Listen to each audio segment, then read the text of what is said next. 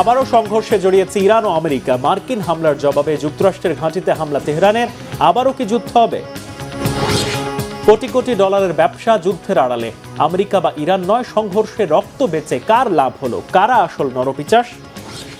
72 ঘন্টার ব্যবধানে ভূমিকম্পে কেঁপে উঠেছিল রিং অফ ফায়ারের 4 অঞ্চল। এটি কি বড় কোনো দুর্যোগের সংকেত?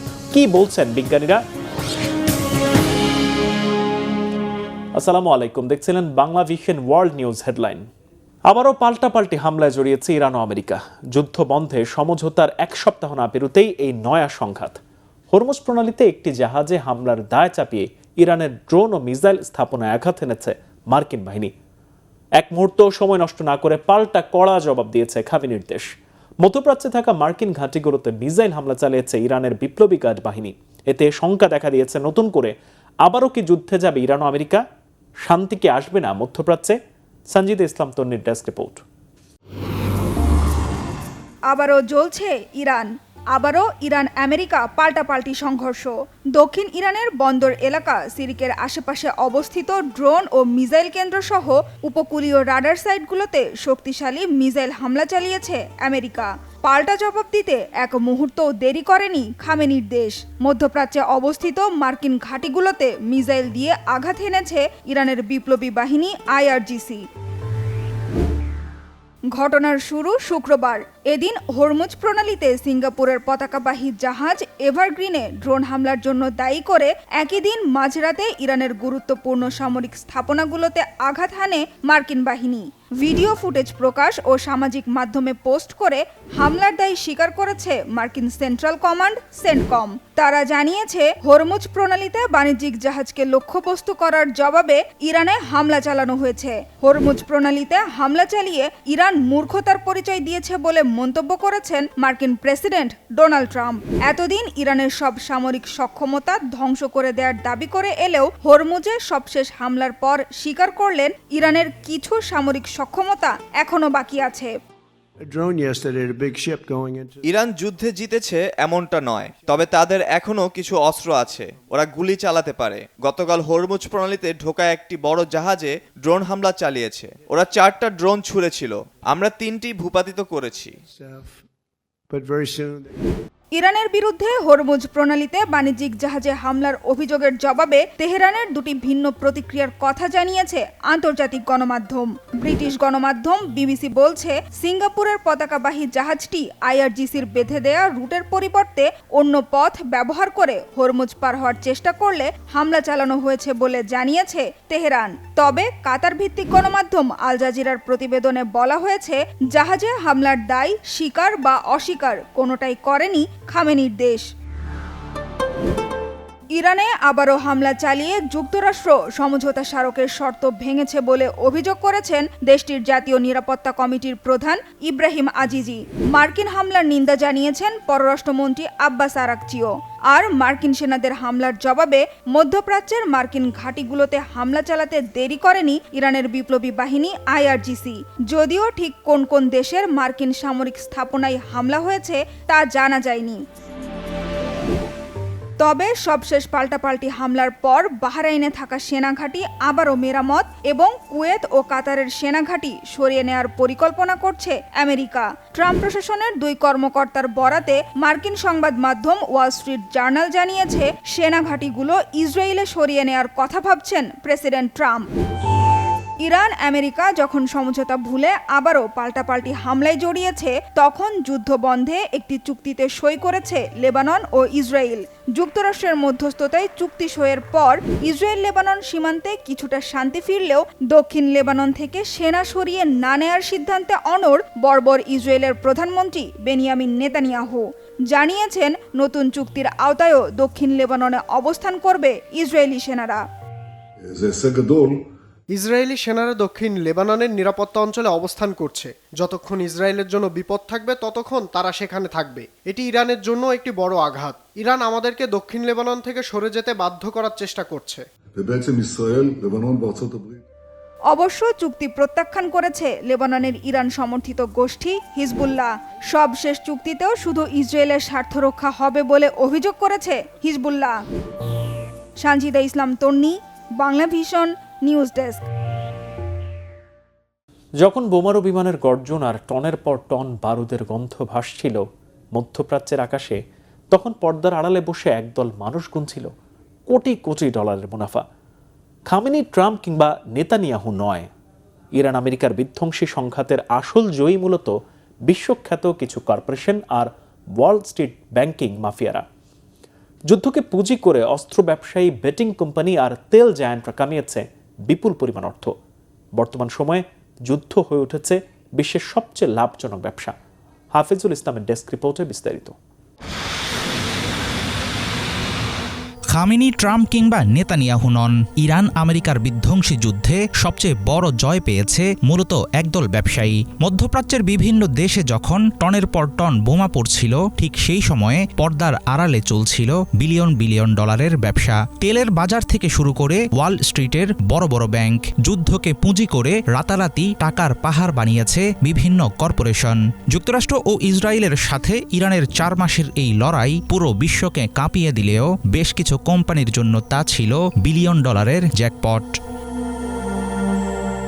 যুদ্ধের বাজারে সবচেয়ে বড় মুনাফা স্বীকার করেছে জ্বালানি কোম্পানিগুলো। জ্বালানি সরবরাহের প্রধান সামুদ্রিক পথ হরমুজ প্রণালীতে অচলাবস্থার জেরে তেলের দাম ব্যারেল প্রতি $126 ঠেকেছিল। এই সুযোগে বিকল্প পথ ব্যবহার করে সৌদি আরামকো তাদের লাভ বাড়িয়েছে 25%। পাশাপাশি বিপি এবং টোটাল এনার্জিসের মতো জ্বালানি জায়ান্টগুলো বিশ্বব্যাপী সংকটের মাঝেই ভারী করেছে নিজেদের পকেট। সমুদ্রপথে ঝুঁকি বাড়ার অজুহাতে জাহাজ ভাড়া এবং যুদ্ধের বিমা খরচ রাতারাতি 10 গুণ পর্যন্ত বাড়িয়ে কোটি কোটি ডলার লুটে নিয়েছে পরিবহন ও বিমা কোম্পানিগুলো। সংঘাতের চরম উত্তেজনার মাঝেই অস্ত্র নির্মাণকারী কারখানাগুলোতে দেখা গেছে উৎসবের আমেজ। যুদ্ধ শুরুর কয়েকদিনের মধ্যে হোয়াইট হাউসে হওয়া এক গোপন বৈঠকে হাজির হন বিশ্বের শীর্ষ অস্ত্র নির্মাতারা। তখন পেন্টাগন থেকে প্রায় $700 বিলিয়ন অতিরিক্ত বাজেট পাশ করিয়ে নেয় কোম্পানিগুলো। ফলে বোয়িং ও লকহিড মার্টিনের মতো অস্ত্র নির্মাতা প্রতিষ্ঠানগুলোর কাছে উপচে পড়তে থাকে নতুন সমরাস্ত্রের অর্ডার। সাধারণ মানুষের ট্যাক্সের টাকা তখন সরাসরি চলে যায় অস্ত্র ব্যবসায়ীদের তহবিলে। বড় অঙ্কের মুনাফা লুটেছে আর্থিক খাতের মাফিয়ারা। বিশ্ববাজারের চরম অস্থিরতা ও মুদ্রার ওঠানামা কাজে লাগিয়ে ওয়াল স্ট্রিটের মাত্র 6টি ব্যাংক বছরের প্রথম 3 মাসেই রেকর্ড $48 বিলিয়ন মুনাফা ঘরে তুলেছে। যুদ্ধ শুরু হতেই বিশ্ববাজারে শেয়ার, মুদ্রা আর জ্বালানি তেলের দামে যে নজিরবিহীন ওঠানামা বা ভোলাটিলিটি তৈরি হয়, সেটাই ব্যাংকারদের এনে দেয় বিশাল জ্যাকপট। যুদ্ধের আতঙ্কের মাঝেও তাই ব্যাংকগুলোর ট্রেডিং ডেস্ক সচল ছিল দিনরাত। ভূরাজনৈতিক অনিশ্চয়তায় বিশৃঙ্খলাই যেন তাদের মুনাফা বানানোর সবচেয়ে বড় হাতিয়ার। তবে সবচেয়ে বড় অনৈতিক কেলেঙ্কারিটি ঘটেছে অনলাইনে বাজি ধরার প্ল্যাটফর্মগুলোতে। মার্কিন প্রেসিডেন্ট ডোনাল্ড ট্রাম্পের যুদ্ধবিরতি ঘোষণার ঠিক কয়েক মিনিট আগে কিছু রহস্যময় নতুন অ্যাকাউন্ট থেকে কোটি কোটি টাকার বাজি ধরা হয়। গবেষকরা বলছেন, গোপন তথ্য ফাঁসের মাধ্যমে প্রায় $143 মিলিয়ন এই অবিশ্বাস্য আয় কোনো ভাগ্যের ব্যাপার নয়, বরং এটি ছিল সুপরিকল্পিত জালিয়াতি। এসব পরিসংখ্যান পরিষ্কার করে দেয় কর্পোরেট দুনিয়ার একদল মানুষের কাছে যুদ্ধ সবসময় পরম আশীর্বাদ। হাফিজুল ইসলাম, বাংলা ভিশন। বিশ্বের অন্যতম বৃহৎ তেল ও গ্যাস মজুদের অধিকারী হওয়া সত্ত্বেও 4 দশকেরও বেশি সময় ধরে কঠোর মার্কিন নিষেধাজ্ঞার কারণে ইরান তার পূর্ণ অর্থনৈতিক সম্ভাবনাকে কাজে লাগাতে পারেনি। তবে সম্প্রতি যুদ্ধ বন্ধের চুক্তি অনুসারে মার্কিন নিষেধাজ্ঞা প্রত্যাহারের জেরে মধ্যপ্রাচ্যের ভূ রাজনীতি ও জ্বালানি বাজারে নতুন সমীকরণ দেখা দিতে শুরু করেছে। বিশেষজ্ঞরা বলছেন, এই নিষেধাজ্ঞা দীর্ঘস্থায়ী হলে আগামী 1 দশকের মধ্যে অর্থনৈতিক দিক থেকে উপসাগরীয় অঞ্চলের সবচেয়ে সমৃদ্ধ দেশগুলোর কাতারে উঠে আসতে পারে ইরান। হিজল জোবাইরের ডেস্ক রিপোর্ট। 4 দশকেরও বেশি সময় ধরে কঠোর মার্কিন নিষেধাজ্ঞার চাপ সামলাতে হয়েছে ইরানকে। এই দীর্ঘ সময়ে দেশটির অর্থনীতি বারবার সংকটে পড়েছে। ব্যাপক মাত্রায় কমেছে তেল রপ্তানি, বাধাগ্রস্ত হয়েছে বৈদেশিক বাণিজ্য। একই সাথে আন্তর্জাতিক আর্থিক ব্যবস্থায় প্রবেশের পথও সংকুচিত হয়েছে। তবে যুদ্ধ অবসানের জেরে সম্প্রতি মার্কিন নিষেধাজ্ঞা প্রত্যাহারের ফলে ইরানের অর্থনীতিতে বড় ধরনের পরিবর্তনের সম্ভাবনা তৈরি হয়েছে। বিশ্লেষকদের মতে, এই নীতি দীর্ঘমেয়াদে বহাল থাকলে তেল রপ্তানি, বৈদেশিক মুদ্রা আয় এবং নতুন বিনিয়োগের সুবাদে আগামী 1 দশকের মধ্যেই ইরান বিশ্বের অন্যতম ধনী দেশগুলোর কাতারে চলে আসতে পারে। 22 জুন যুক্তরাষ্ট্রের ট্রেজারি বিভাগ প্রাথমিকভাবে 60 দিনের জন্য ইরানের অপরিশোধিত তেল উৎপাদন, বিক্রি ও সরবরাহের ওপর আরোপিত নিষেধাজ্ঞা শিথিলের ঘোষণা দেয়। এর ফলে বর্তমানে মার্কিন কোম্পানিগুলো সরাসরি ইরানের তেল কিনতে পারবে, ডলারে মূল্য পরিশোধ করতে পারবে, এমনকি পূর্বের কালো তালিকাভুক্ত ইরানি ট্যাঙ্কারগুলো থেকেও তেল সংগ্রহের সুযোগ পাবে। বিশ্লেষকদের মতে 1979 সালের ইসলামী বিপ্লবের পর এই প্রথম এত বড় পরিসরে ইরানি তেলের ওপর বিধিনিষেধ শিথিল হলো। ইতিহাস বলছে ইরানের ওপর যুক্তরাষ্ট্রের নিষেধাজ্ঞা শুরু হয় 1980 সালে। পরবর্তী সময়ে বিশেষ করে 2010 সালের পর ওয়াশিংটন আরও কঠোর নিষেধাজ্ঞা আরোপ করে, যেন অন্য দেশগুলোও ইরানি তেল কেনা থেকে বিরত থাকে। 2015 সালে ইরান ও বিশ্ব শক্তিগুলোর মধ্যে স্বাক্ষরিত পারমাণবিক চুক্তির পর কিছু কিছু নিষেধাজ্ঞা স্থগিত করা হয়েছিল, কিন্তু 2018 সালে তৎকালীন প্রেসিডেন্ট ডোনাল্ড ট্রাম্প যুক্তরাষ্ট্রকে সেই চুক্তি থেকে প্রত্যাহার করে নিলে নিষেধাজ্ঞাগুলো আবারও কার্যকর হয়। ব্রিটিশ সাময়িক দ্য ইকোনমিস্ট এর বিশ্লেষণ অনুযায়ী এবারের সিদ্ধান্ত আগের যে কোনো ছাড়ের তুলনায় অনেক বেশি বিস্তৃত। এর ফলে ইরানের তেল রপ্তানির প্রধান বাধাগুলো দূর হয়েছে এবং দেশটির জ্বালানি খাত নতুন করে গতি পেতে শুরু করেছে। জ্বালানি বিশ্লেষক প্রতিষ্ঠান ভরটেক্সের তথ্য অনুযায়ী মে মাসে প্রায় স্থবির অবস্থায় থাকা ইরানের তেল রপ্তানি বর্তমানে দৈনিক প্রায় 15 লাখ ব্যারেলে পৌঁছেছে। যুদ্ধ শুরুর আগে দেশটি প্রতিদিন প্রায় 20 লাখ ব্যারেল তেল রপ্তানি করত। কিছুদিনের মধ্যেই তারা সেই পর্যায়ে ফিরবে এবং ক্রমশ তা বাড়তে থাকবে। বিশ্লেষকরা বলছেন, রপ্তানি আরও বাড়াতে হলে ইরানের এখন নতুন নতুন ক্রেতা প্রয়োজন। মার্কিন নিষেধাজ্ঞা বহাল না থাকায় সেই ক্রেতা পেতে সমস্যা হবে না। সাম্প্রতিক বছরগুলোতে দেশটির অধিকাংশ তেল কিনেছে চীন। এদিকে মার্কিন নিষেধাজ্ঞা না থাকায় এরই মাঝে ইরানি তেলের দাম ওমান ও সংযুক্ত আরব আমিরাতের তেলের দামের কাছাকাছি চলে এসেছে। বিশেষজ্ঞদের মতে নিষেধাজ্ঞা প্রত্যাহারের এই সিদ্ধান্ত দীর্ঘমেয়াদে বহাল থাকলে ভারত, জাপান ও দক্ষিণ কোরিয়ার মতো দেশগুলো আবারও ইরানি তেল আমদানি শুরু করতে পারে। একই সঙ্গে অবরুদ্ধ সম্পদ মুক্ত হওয়া, আর্থিক লেনদেনের ব্যয় কমে আসা, সম্ভাব্য ট্রানজিট ফি এবং বিদেশি বিনিয়োগ বৃদ্ধি ইরানের অর্থনীতিকে নতুন উচ্চতায় নিয়ে যাবে বলেই প্রতীয়মান হচ্ছে। সব মিলিয়ে আগামী 1 দশকের মধ্যে ইরান অর্থনৈতিকভাবে বিশ্বের ধনী দেশগুলোর তালিকায় ওপরের দিকে উঠে আসবে বলেই মনে করা হচ্ছে। যুক্তরাষ্ট্র ও ইসরায়েলের বিরুদ্ধে যুদ্ধে কঠিন বদলা নিয়ে এরই মাঝে সামরিক দিক থেকে উদীয়মান পরাশক্তি হিসেবে নিজের জাত চিনিয়েছে তেহরান। আগামীতে অর্থনীতিতেও শক্তিশালী হয়ে দেশটি এক ধনী পরাশক্তি হিসেবে আবির্ভূত হবে বলেই অভিমত বিশ্লেষকদের। হিজল জোবায়ের, বাংলা ভিশন। ভয়াবহ শক্তিশালী ভূমিকম্পে ভেনেজুয়েলায় নিহতের সংখ্যা বেড়ে 1000-এর কাছাকাছি পৌঁছেছে। এখনও নিখোঁজ 50,000-এর বেশি। তবে ভারী যন্ত্রপাতির অভাব ও সঠিক ব্যবস্থাপনা না থাকায় ব্যাহত হচ্ছে উদ্ধার কাজ। ফলে ধীর গতিতে এগুচ্ছে ধ্বংসস্তূপের নিচে চাপা পড়া ব্যক্তিদের বের করে আনার কাজ। এতে মৃতের সংখ্যা আরও অনেক বাড়ার আশঙ্কা করা হচ্ছে। আর ভূমিকম্পের কারণে আইনশৃঙ্খলা পরিস্থিতি ভেঙে পড়ার সুযোগে চলছে ব্যাপক লুটপাট। শহীদ আরাফাতের ডেস্ক রিপোর্ট। ধ্বংসস্তূপ থেকে বৃদ্ধাকে উদ্ধারের এই দৃশ্যটি ভেনেজুয়েলার লা গুয়েরা অঞ্চলের। ভূমিকম্পের পর 6তলা ভবনের ধ্বংসস্তূপের ভেতরে আটকা পড়েছিলেন ওই বৃদ্ধা। স্থানীয়রা বলছেন, শক্তিশালী ভূমিকম্পের পর ভবনটিতে প্রায় সবাই মারা গেছেন।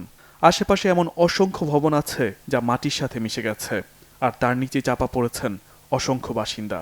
লা গুয়েরা অঞ্চল থেকে এ পর্যন্ত 200 জনের বেশি মানুষকে জীবিত উদ্ধার করা হয়েছে। এখানেই আমার বন্ধুর বাড়ি ছিল। ভূমিকম্পে সবকিছু এমনভাবে ধসে গেছে, কোনো কিছুই শনাক্ত করা যাচ্ছে না। জানি না বন্ধুকে খুঁজে পাবো কিনা। এই ধ্বংসস্তূপের নিচে আর কারো বেঁচে থাকার সম্ভাবনা নেই। তারপরও উদ্ধার কার্যক্রম চলছে। আমি বলবো, এই পরিস্থিতি যেন আর কারো জীবনে না আসে। ভেনেজুয়েলার সরকারি হিসাব অনুযায়ী ভূমিকম্পে কমপক্ষে 250টি ভবন ধ্বংস বা বিধ্বস্ত হয়েছে। এর মধ্যে 8টি হাসপাতাল, রেড ক্রস ভবন ও ফরাসি দূতাবাস ভবন রয়েছে। শনিবার সংবাদ মাধ্যম রয়টার্সে প্রকাশিত স্যাটেলাইট ছবি দেখার পর পরিস্থিতির কিছুটা অনুমান করা যায়। ছবিগুলোতে ভূমিকম্পের আগে সাজানো এক শহর এবং পরে ধ্বংসস্তূপের ভয়াবহ দৃশ্য উঠে এসেছে। জীবিতদের উদ্ধারে দিনরাত কাজ করে যাচ্ছেন উদ্ধারকর্মীরা। বুধবারের ভূমিকম্পের পর এ পর্যন্ত দেশটিতে 214টি আফটারশক বা পরাঘাত অনুভূত হয়েছে। এতে উদ্ধার অভিযান আরও ঝুঁকিপূর্ণ হয়ে উঠেছে। আহতদের চিকিৎসার জন্য অস্থায়ী চিকিৎসা কেন্দ্র চালু করা হলেও চিকিৎসকরা জানিয়েছে দুর্যোগের আগে থেকেই হাসপাতালগুলো ঔষধ ও চিকিৎসা সামগ্রীর তীব্র সংকটে আছে। এর মধ্যে বিভিন্ন শহরে শুরু হয়েছে লুটপাট। শুক্রবার কাতালিয়া লামারে দোকান, গুদাম এবং সুপার মার্কেটগুলোকে লক্ষ্যবস্তু করে ক্ষতিগ্রস্ত বাসিন্দারা। রয়টার্সের ফুটেজে দেখা যায় কয়েকটি দল ক্ষতিগ্রস্ত বাণিজ্যিক ভবনগুলোতে প্রবেশ করে খাদ্য, পানি এবং পোশাক নিয়ে যাচ্ছে। উদ্ধার অভিযানে ভেনেজুয়েলা পৌঁছেছে যুক্তরাষ্ট্র, যুক্তরাজ্য, ফ্রান্স সহ বেশ কয়েকটি দেশ। জরুরি সরঞ্জাম পাঠিয়েছে যুক্তরাজ্য, যুক্তরাষ্ট্র, নেদারল্যান্ডস, মেক্সিকো ও সুইজারল্যান্ড। পাশাপাশি 15 কোটি মার্কিন ডলারের সহায়তা ঘোষণা দিয়েছে Washington. Shahid Arafat, Bangla Vision, news desk. মাত্র 72 ঘন্টার ব্যবধানে একের পর এক ভূমিকম্পে কেঁপে উঠেছে ভেনেজুয়েলা থেকে শুরু করে জাপান, ফিলিপাইন ও আলাস্কা। এই ঘটনাগুলোর বেশিরভাগই ঘটেছে পৃথিবীর সবচেয়ে ভূমিকম্প প্রবণ অঞ্চল রিং অফ ফায়ারে। কিন্তু কেন এই অঞ্চলে এত ঘন ঘন ভূমিকম্প হয়? সাম্প্রতিক এই কম্পনগুলো কি কোনো বড় দুর্যোগের আগাম সংকেত? টেকটনিক প্লেটের সংঘর্ষ, টুইন আর্থকুয়েকের মতো বিরল ঘটনা নিয়ে কি ব্যাখ্যা দিচ্ছেন বিজ্ঞানীরা? সেই ব্যাখ্যা ডেস্ক রিপোর্টে আরও জানাচ্ছেন ইমরান মাহমুদ।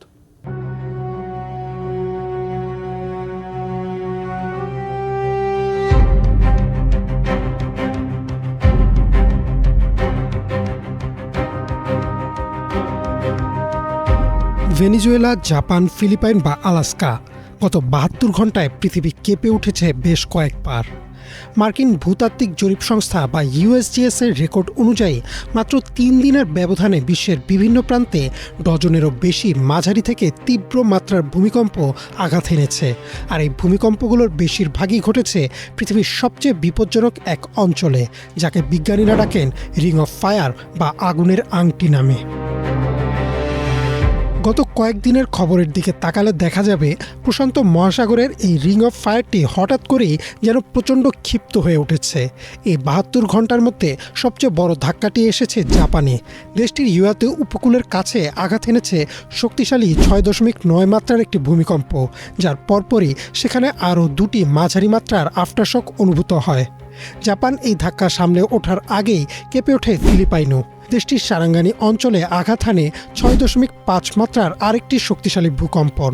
এখানেই শেষ নয়, একই সময়ে আমেরিকার আলাস্কার অ্যালয়টিয়ান দ্বীপপুঞ্জে 4.9 মাত্রা এবং ক্যালিফোর্নিয়ার মেন্দোসিনো কাউন্টিতে 5.6 মাত্রার ভূমিকম্প রেকর্ড করা হয়েছে। তবে এই 72 ঘন্টার সবচেয়ে রহস্যময় ও আতঙ্কের ঘটনাটি ঘটেছে রিং অফ ফায়ারের সীমানা ঘেঁষা লাতিন আমেরিকার দেশ ভেনেজুয়েলায়। বিবিসিতে প্রকাশিত একটি প্রতিবেদন মতে সেখানে প্রায় একই সময়ে আঘাত হেনেছে 7.2 ও 7.5 মাত্রার প্রলয়ঙ্কারী জোড়া ভূমিকম্প, যাকে বিজ্ঞানীরা বলছেন টুইন আর্থকুয়েক, অর্থাৎ প্রায় কাছাকাছি সময়ে এবং একই এলাকায় পরপর 2টি বিশাল ফাটল বা ফল্ট লাইন ভেঙে এই প্রচণ্ড শক্তির সৃষ্টি হয়েছে, যা পুরো অঞ্চলের মানুষকে চরম আতঙ্কিত করে তুলেছে। স্বভাবতই মনে প্রশ্ন জাগে, এই রিং অফ ফায়ার আসলে কি, আর কেনই বা এখানে এত ভূমিকম্প হয়? সহজ ভাষায় বলতে গেলে প্রশান্ত মহাসাগরকে ঘিরে গড়ে ওঠা প্রায় 40,000 কিলোমিটার দীর্ঘ একটি ঘোড়ার খুরের মতো অঞ্চলকে রিং অফ ফায়ার বলা হয়। আমাদের পৃথিবীর উপরিভাগ বা ক্রাস্ট কিন্তু আস্ত কোনো গোলক নয়, এটি মূলত কিছু ছোট বড় টুকরো বা টেকটনিক প্লেটের সমন্বয়ে গঠিত। এই প্লেটগুলো মাটির নিচে গলিত ম্যাগমার উপর সবসময় ভাসছে এবং নড়াচড়া করছে। রিং অফ ফায়ার অঞ্চলে এরকম বেশ কয়েকটি বিশাল প্লেটের সীমানা বা কিনারা রয়েছে। যখন একটি প্লেট আরেকটি প্লেটের মুখোমুখি হয় কিংবা একটির নিচে আরেকটি ঢুকে যেতে চায়, তখনই মাটির নিচে প্রচণ্ড চাপের সৃষ্টি হয়। আর এই চাপ যখন হঠাৎ করে মুক্ত হয়, তখনই উপরের পৃথিবী ভয়াবহভাবে কেঁপে ওঠে। বিশ্বের প্রায় 90% ভূমিকম্পই ঘটে এই রিং অফ ফায়ার অঞ্চলে। প্রশ্ন হচ্ছে, গত 72 ঘন্টায় বিশ্বজুড়ে পরপর ঘটে যাওয়া এই ভূমিকম্পগুলো কি একে অপরের সাথে সংযুক্ত? বিজ্ঞানীরা বলছেন, আপাত দৃষ্টিতে মনে হতে পারে যেন একটি দেশ আরেকটি দেশকে ধাক্কা দিচ্ছে, কিন্তু বাস্তবে জাপান, ফিলিপাইন বা ভেনেজুয়েলার এই ভূমিকম্পগুলোর মধ্যে সরাসরি কোনো যোগসূত্র নেই। প্রতিটি অঞ্চলের মাটির নিচের প্লেটগুলো সম্পূর্ণ নিজস্ব গতিতে এবং নিজস্ব ফল্ট লাইনের চাপে ভেঙেছে। অর্থাৎ জাপানের ভূমিকম্পের কারণে ফিলিপাইনের ভূমিকম্প হয়নি, দুইটি ঘটেছে যার যার নিজস্ব স্থানীয় ভূপ্রকৃতির কারণে। বিজ্ঞানীরা সাধারণ মানুষদের এখনই আতঙ্কিত না হওয়ার পরামর্শ দিচ্ছেন। ভূবিজ্ঞানীদের মতে রিং অফ ফায়ার অঞ্চলটি প্রাকৃতিকভাবেই সবসময় সক্রিয়। মাটির নিচে জমে থাকা শক্তি যদি এভাবে ছোট বা মাঝারি ভূমিকম্পের মাধ্যমে বের হয়ে না যায়, তবে ভবিষ্যতে চিলির 1960 সালের সেই 9.5 মাত্রার মতো কোনো মহাবিপর্যয় ডেকে আনতে পারে। তাই এই ঘন ঘন কম্পন আসলে পৃথিবীর চাপমুক্ত হওয়ার একটি স্বাভাবিক প্রক্রিয়া। ইমরান মাহমুদ, বাংলা ভিশন। আধুনিক যুগের প্রিন্টিং প্রেস, ডিজিটাল অ্যাপস আর অনলাইন সংস্করণের যুগে প্রায় হারিয়ে যাচ্ছে হাতে লেখা পবিত্র কোরআন শরীফের ঐতিহ্য। তবে এই ইসলামিক ঐতিহ্যকে বাঁচিয়ে রাখতে ঘন্টার পর ঘন্টা কলম আর কালি নিয়ে এক একটি করে মহান আল্লাহর পবিত্র কোরআন শরীফের আয়াত লিখে যাচ্ছেন যুদ্ধবিধ্বস্ত দেশ ইয়েমেনের বাসিন্দারা। হাজার বছরের এই শিল্পকে পরবর্তী প্রজন্মের কাছে বাঁচিয়ে রাখার আপ্রাণ চেষ্টা করে যাচ্ছেন তিনি। ইয়েমেনের পবিত্র কোরআনের ক্যালিগ্রাফার বা লিপি শিল্পীদের নিয়ে নাইম আহমেদের ডেস্ক রিপোর্ট। কালির পাত্রে ডুবিয়ে নেয়া কলম, তারপর ধীর স্থির আর নিখুঁত হাতে বিশেষ কাগজের উপর ফুটিয়ে তুলতে হয় পবিত্র কোরআন শরীফের প্রতিটি হরফ। কোরআন নাজিলের পর থেকে চলে আসছে হাতে লেখা কোরআনের হাজার বছর পুরনো ইতিহাস ও ঐতিহ্য। আধুনিক যুগের প্রিন্টিং প্রেস আর ডিজিটাল অ্যাপসের ভিড়ে হারাতে বসেছে এই ঐতিহ্য। এই ঐতিহ্যকে বাঁচিয়ে রাখতে ইয়েমেনের রাজধানী সানায় নিজের ঘরে বসেই এই শিল্প সাধনা চালিয়ে যাচ্ছেন ক্যালিগ্রাফার আলী কাশেম। তবে দেখতে সহজ মনে হলেও কোরআনের এই ক্যালিগ্রাফি কেবল সাধারণ কোনো লেখা নয়। প্রতিটি হরফ, প্রতিটি আয়াত আর প্রতিটি পৃষ্ঠার বিন্যাস করতে হয় নিখুঁত হাতে। কোরআনের আয়াত নিয়ে কাজ করা অন্য কিছু লেখার মতো নয়, এতে অনেক পার্থক্য রয়েছে। প্রতিটি সূরা, পৃষ্ঠা, আয়াত এবং প্রথম আয়াতের শুরু এবং শেষ আয়াতে ভারসাম্য রাখতে হয়। এই কাজটি মোটেও সহজ নয়। হাতে একটি পবিত্র কোরআন শরীফ লেখা একদিনের কাজ নয়। এর পেছনে থাকে বছরের পর বছর সাধনা, ধৈর্য ও পরীক্ষা নিরীক্ষা। এর জন্য বুঝতে হয় পবিত্র কোরআনের ভাষা ও লিপি। ভাষাগত জ্ঞানের পাশাপাশি প্রয়োজন হয় কোরআনের সাথে আধ্যাত্মিক সংযোগেরও। পবিত্র কোরআন লিখতে প্রয়োজন অনেক গভীর সাধনার। আমার কাছে এই কাজের প্রেরণা হিসেবে কাজ করেছে মহান আল্লাহর পবিত্র কোরআনের সাথে নিজেকে সংযুক্ত করতে পারা। এই কাজ করতে আল্লাহর দয়ার প্রয়োজন হয়। কাজটি করতে পেরে আমি গর্বিত। কোরআন লেখার এই কাজ আমার ক্যালিগ্রাফির প্রতিভাকে যতটা শানিত করেছে তা অন্য কোনো কিছুতে আমি পাইনি। নাস্ক লিপি হলো আরবি লিপি বা ক্যালিগ্রাফিক শৈলীর একটি বহুল পরিচিত লিখন পদ্ধতি, কিন্তু কোরআন শুধু উসমানী লিপি ব্যবহার করে লেখা হয়। এর কারণ হলো উসমানী লিপি অর্থ, অলঙ্কার, ভাষা, ব্যাখ্যা এবং আবৃত্তি সম্পর্কিত সুনির্দিষ্ট নিয়মের উপর প্রতিষ্ঠিত হয়েছিল। বছরের পর বছর ধরে চলা সংঘাত ও অর্থনৈতিক দুর্দশার কারণে ইয়েমেন নানা প্রতিকূলতার সম্মুখীন হওয়া সত্ত্বেও কাশিমের মতো শিল্পীরা এই শিল্পরূপটিকে টিকিয়ে রেখেছেন। ঐতিহ্যবাহী কৌশলগুলো নতুন প্রজন্মের কাছে পৌঁছে দিচ্ছেন এবং কোরআন হাতে লেখার শতবর্ষ প্রাচীন এই কারুশিল্পের অস্তিত্ব টিকিয়ে রাখার চেষ্টা করছেন। দিন দিন ক্যালিগ্রাফির সংখ্যা কমছে, তবে সাম্প্রতিক সময়ে 2000 সালের আগে ও পরে বেশ কিছু ক্যালিগ্রাফার এসেছে। তারা অনেকেই খুব ভালো ক্যালিগ্রাফার। আশা করি তারা একে অপরের সাথে প্রতিযোগিতা করবে এবং কোরআনের সেবক হিসেবে নিজেদের পরিচয় দিতে গর্ববোধ করবেন। অনেকের কাছে কোরআন শুধু একটি পবিত্র গ্রন্থ নয়, বরং শিল্প, ঐতিহ্য আর আধ্যাত্মিকতার অনন্য নিদর্শন। প্রিন্টিং প্রযুক্তি আবিষ্কারের আগে হাতে লেখাই ছিল পবিত্র আল কোরআন সংরক্ষণ ও সারা বিশ্বে ছড়িয়ে দেওয়ার প্রধান মাধ্যম। এই শিল্পকে টিকিয়ে রাখতে লড়াই করে যাচ্ছেন ইয়েমেনের এই ক্যালিগ্রাফাররা। Naim Ahmed, Bangla Vision news desk. এই ছিল আজকের মতো। এতক্ষণ সাথে থাকা সবাইকে ধন্যবাদ।